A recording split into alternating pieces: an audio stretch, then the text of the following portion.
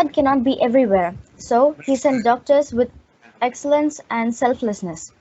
A very good morning to one and all present here. On the behalf of GD Goenka family, we extend a warm welcome to our distinguished guest, Dr. Dheeraj Kaul, Principal Ma'am, teachers, and fellow students.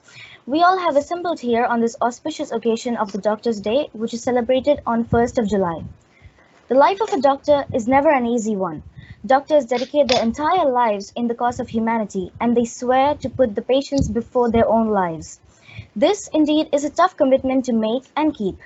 That is why doctors around us deserve to be shown proper respect and gratitude. 1st of July every year is celebrated as a Doctor's Day, and we would be grateful to take this wonderful opportunity to express our heartfelt content and appreciation to all the doctors. National Doctors' Day is celebrated in India every year on 1st July. It is observed on the 1st of July to mark the birth and the death anniversary of the former Chief Minister of West Bengal, Dr. Bidhan Chandra Roy. He was also a renowned physician, philanthropist, and educationalist. The day is also observed to thank all the doctors for their relentless service to humankind. Indian Medical Association (IMA) organizes National Doctors' Day every year. Doctors have always played a very important role in the development of our society. Furthermore, many doctors have been risked their lives to serve the patients during the COVID pandemic. It is very important for us to convey our gratitude towards them. Happy Doctors' Day to all the doctors near and far. Your dedication and compassion for curing and saving lives is what makes the world a better place. We are thrilled to have Dr. Dheeraj Kaul with us today. He's a renowned radiologist, having worked in the field of medicine for almost 2 decades. He has been previously associated with the well-known hospital Artemis Gurgaon. Currently, he is working at 2 different diagnostic centers in Bhiwadi at the same time. Sir, a doctor like you is behind so many smiles. I wish that your days turn out to be as healthy as wonderful as the lives of your patients. Happy Doctor's Day to you. A very, very warm welcome to you, sir, and a heartfelt thanks for sparing your precious time with us today. I now request you to enrich us all with your motivating words. Well, all of you can listen? Yes, sir, we can hear you. Yes, sir. Oh, I'm not a techie, so please forgive me for. Anyway, hello and wonderful, beautiful souls, all of you. It's awesome to see all of you. Thank you for the wonderful words that you have given. And truly, it was a very, very tough experience this time at least. It was very difficult. Just to give you a bit of a brief, in my hospital department, we had 5 radiologists. All of them resigned and left. I was the only one who volunteered to do the job. It was very, very dangerous, very risky. But then, life doesn't have many options around. You have to do what you have to do. And it's okay. We managed to do a good job. And, well, that's it. That's it.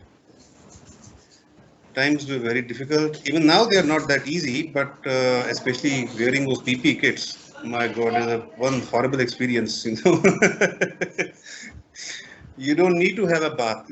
All you can do is just wear that PP kit and go home and sleep.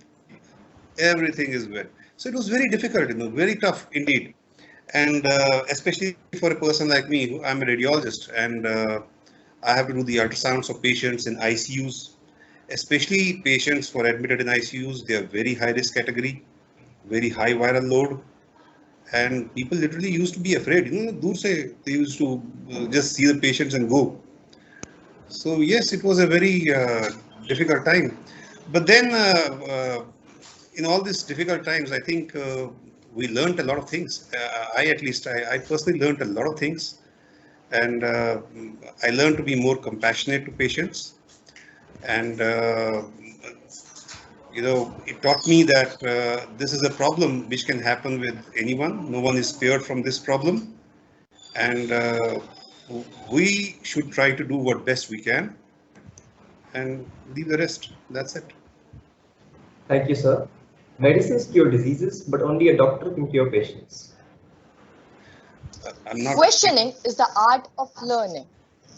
Sorry, sir. Learning to ask important questions is the best evidence of understanding. Keeping the same thing in mind, I would like to request Dr. Paul to answer a few questions. Sure, my dear, I'll try in my humility whatever best I can. Okay, I'm not an expert. Maybe my theory is flawed, but I'll try to answer what best I can and what best I know. Sir, as students, we often find it mentally exhausting to attend online classes every day, and these days especially, we lack social contact, which is very important for a child's growth. So, could you please give us some advice on how to cope up with the situation? Yeah, I was asking myself this question when when this lockdown started. What am I supposed to do? Just sitting in the home 24/7. It was very crazy. Uh, but yes, yeah, it's a very valid question that you asked, and I think in these very tough times, it's very important that students keep themselves mentally and physically fit. Your mental well-being cannot happen without your physical well-being. It's not possible. Both of them are interrelated. So in this present situation, in the situation that we have, uh, I think it's very important that we keep ourselves physically fit. We can within the confines of our home, we can do some treadmill kind of exercise, we can do some other yoga kind of exercises, and one of the main reasons why I'm saying is because when you exercise, your body produces a thing called endorphins. Okay, it gives you a feeling of well-being. It gives you a feeling of goodness. You have very limited options in your home, right? Uh, that is one thing. That is as far as the physical part is concerned. You can indulge yourself in a bit of yoga exercise, a bit of meditation if you like it. You can involve yourself in some physical exercises. And as far as the interaction is concerned, yes, that has virtually come down to zero. Uh, we as human beings, we are social animals. We can't remain confined to one room. Given the present situation, I think the best way out would be that 4 or 5 friends or 6 friends get together and have a Zoom meeting, talk with each other, and express your feelings, whatever there are. But you could go even to the extent of watching some movies together. That's the only way you can keep yourself, in contact with your friends. Otherwise, I guess the options are very limited. Not really much. I mean, I personally, this is what I do. I involve myself in doing some physical exercises, indulging in some bit of meditation, and that's it. Reading a bit of novels here, there. That's all. I Thank you, sir. personally don't find. I understand that you as students, it's very important for you to meet around, talk, but the situation right now. It's very tough. So you have very limited options, and my suggestion is try to make the best use of what you can uh, through online meetings, through your friends. Uh, and of course, as I told you, indulge in some physical activity, which is very, very important. Thank you, sir. Sir, now I would like to ask you a question that eating a healthy diet is very important during COVID-19 pandemic. What we eat or drink can affect our body. It prevents the ability to prevent, fight, and to recover from the infection. So I would like to ask you, what should we eat to save ourselves and keep our immunity strong in the case third wave is targeting children, as they say? Yes, again, I think it's a very valid question. I am not really sure what answer I should give you, but see, the situation is something like this. People who develop this COVID infection, basically, they have a decreased number of lymphocyte count. I hope you know what lymphocytes are, a bit of a general idea, right? Because the entire lymphocytes are used to fight this infection. So you have a decrease in the lymphocyte counts. So anything that helps you to increase your lymphocyte counts must be taken.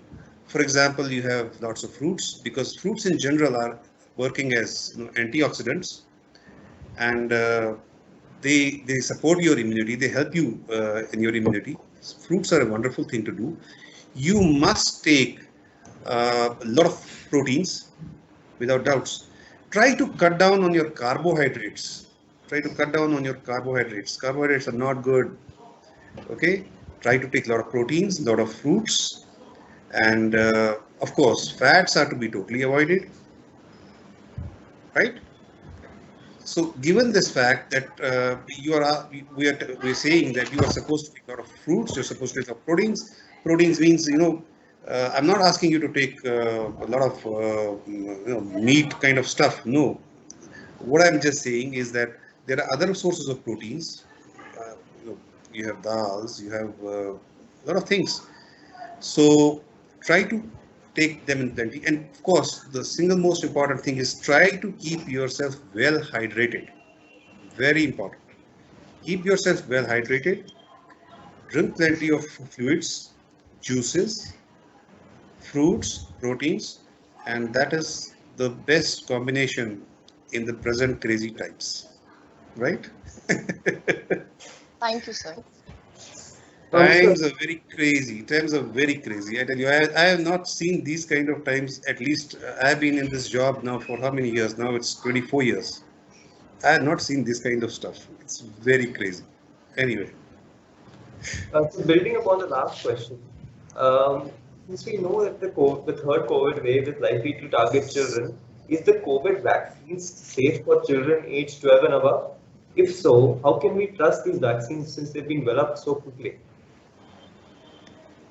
boy, it's $1 million question. A very genuine question. See, you want me to answer it honestly, or should I give you some? Ideally, honestly, sir. No, I'll try to be honest. Okay, see, this is. I'm not going to tell you whether you should take it or you should not take it. I'll just give you the facts of what it is. See, the first thing is, let us try to break this question into a few parts. What is the kind of vaccine they are giving us? Okay. What is the use of that vaccine and how effective it is? Okay. So previously you had all these vaccines which were produced either from viruses or from bacteria, and the whole of the bacteria, not part of it, right? So what was happening is that if the virus or the bacteria will infect you, the body has the entire memory of the entire virus or the entire bacteria. So the antibodies that are produced are going to fight that thing very effectively, right? Take the example of polio vaccine, take the example of measles vaccine, mumps, rubella, all these sort of stuff. So they were basically the entire virus, the entire bacteria part, except for the dangerous part, what we call as the antigen. I don't want to use any complex medical terms. The antigen part was being deactivated, and the entire rest bacteria was put in so that your body can recognize the entire thing and produce the antibodies. Here they are doing a different story. What they are doing is not that they are inactivating the virus. What they are doing is that they are producing what is referred to as a messenger RNA. You must have read a bit about messenger RNA in your maybe grade 10, right? You must have read a bit about messenger RNA. So what they are doing basically here is that they are trying to put a part of this virus into your body, not the whole. Keep that thing in mind. They're not putting the whole of the virus in your body. They're just putting a part of the virus, okay, and expecting then that the body is going to produce antibodies. Now, the crazy part here is that the body will produce the antibodies. There is no doubt about that. But it will produce antibodies only for that limited part. It is not going to produce for the entire virus, right? So it's a big problem. So that is why you are seeing people who are getting vaccinated and still they develop the disease, because the entire thing has not been, they have not put the entire thing into action. The second thing is this. which unfortunately very few people, it's a mad race. I see all these people, I go crazy. Why are they doing all this here? Nobody seems to understand why they're doing it. I'm not for the vaccine. I'm not against the vaccine. I'm just telling you what the story is. I, I don't know how many of you students are from science, but science basically, my dear, works on logic. The first thing is logic. The thing is reasoning, right? And the third thing is evidence. You have to have evidence. Now, what is happening here? You see, let us say I have four people right now on the screen. I have Ria, I have Janvi, I have P.U. Matthews, I have Krish Yadav, right? Now, these four people, let us say I have vaccinated. Now, what is happening if the virus comes and hits? Let us say the virus comes and hits Ria.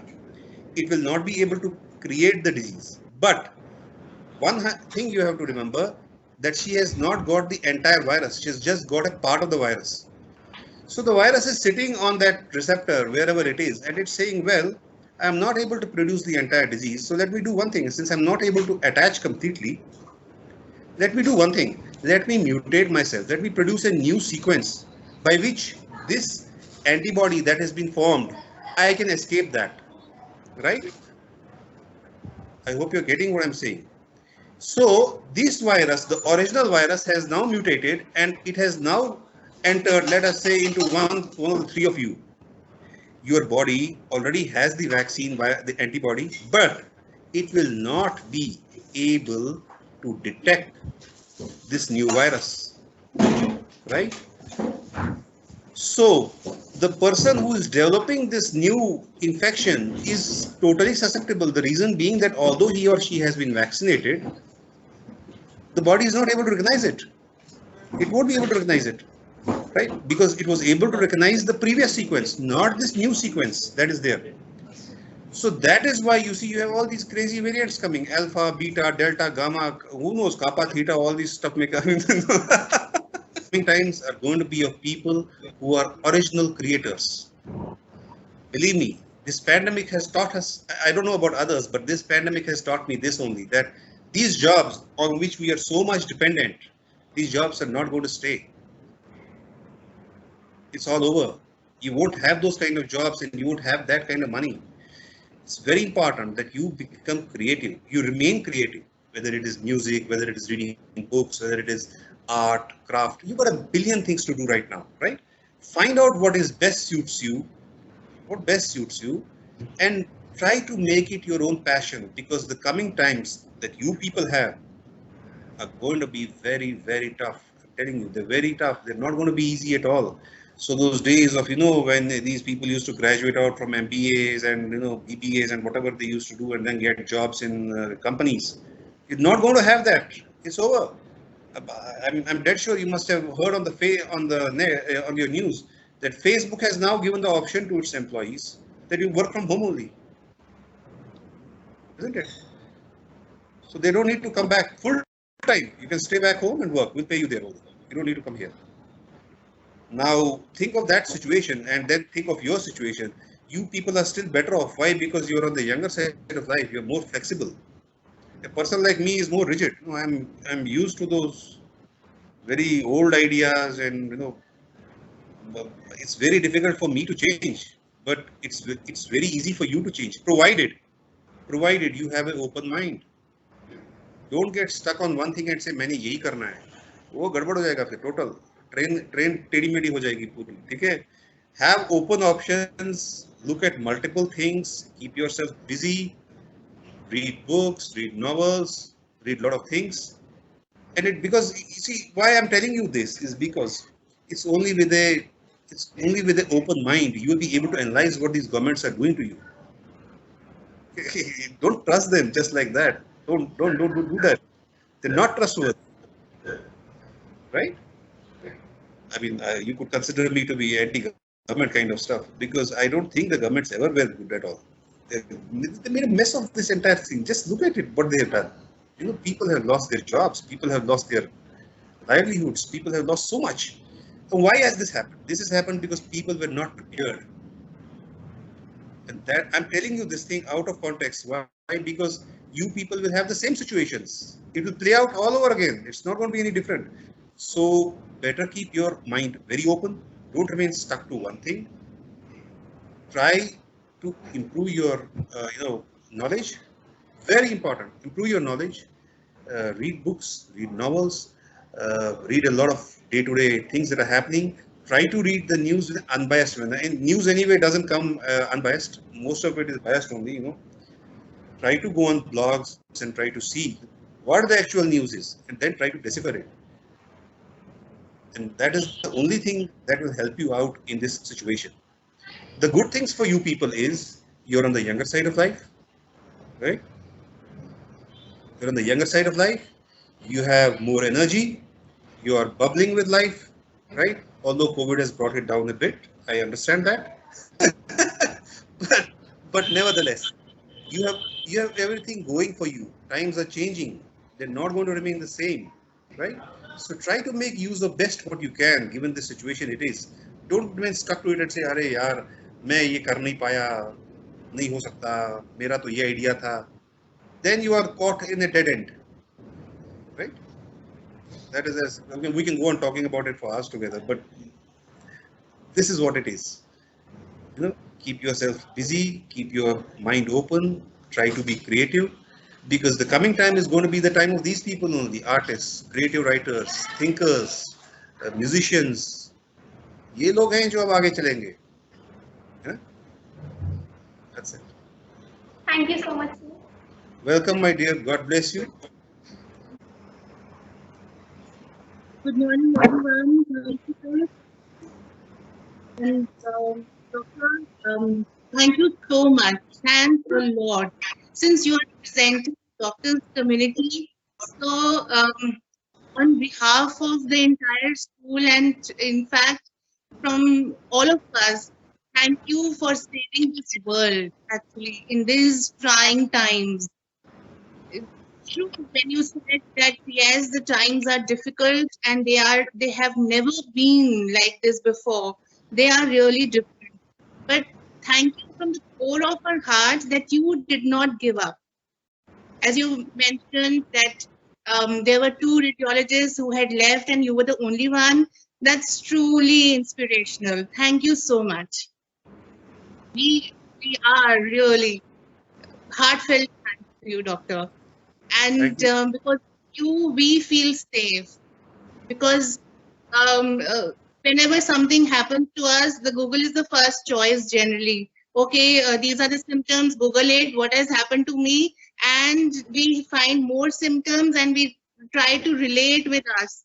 Okay, oh, I am suffering from this dreadful disease, and we are down, distressed, and too much affecting the family members also. And the moment we try to talk to a doctor, and all the symptoms all of a sudden vanish away. So that's the magic of a doctor, that you are really a blessing in our life.